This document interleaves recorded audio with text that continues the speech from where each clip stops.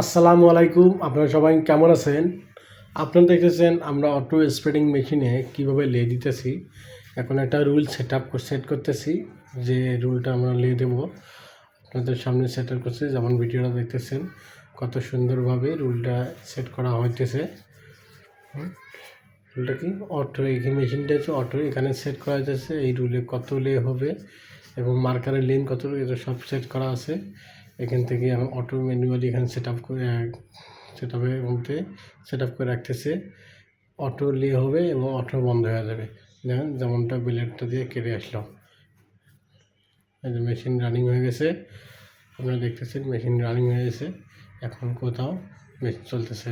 এটি হচ্ছে machine operator, ইনি দেখছেন কত সুন্দরভাবে লেটা মিলাই দিতেছে। যদি কোথাও এদিক সেদিক হয় তাহলে উনি মিলাই দিতেছে, কোনো যেন আনইভেন না হয়।